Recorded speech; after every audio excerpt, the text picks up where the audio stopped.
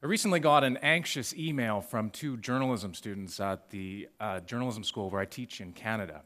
They were working on a story about Indigenous languages. They'd spent ages trying to get access to a language class at a local Indian reserve.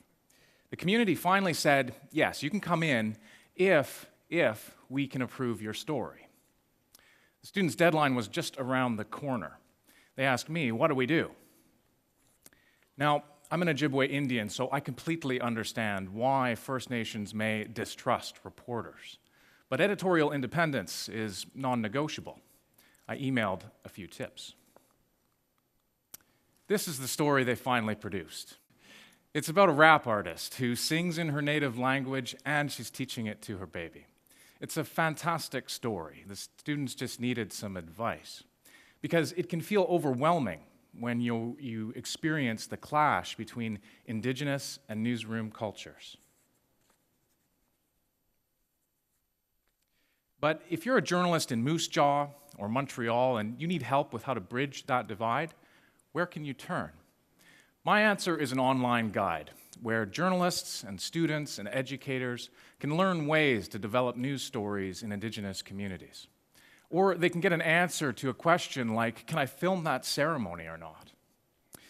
Thanks to funds from Stanford's Bill Lane Center for the American West, I'm working with a First Nations web journalist to design the site. We believe there's an audience for this not only in Canada, but other countries with Indigenous peoples like the US and Australia. We aim to test launch this September. The site will also be the textbook for a new course that I'm going to be teaching at the University of British Columbia next year, called Reporting in Indigenous Communities. It's a one-of-a-kind course in Canada, and it emphasizes experiential learning. The journalism students will be sent to report in Native communities, and I'm confident that they're going to bring back groundbreaking multimedia stories. I'm also sure of this. If we offer journalists opportunities to learn about Indigenous communities, whether online or in a classroom, our audiences will be the ones who benefit.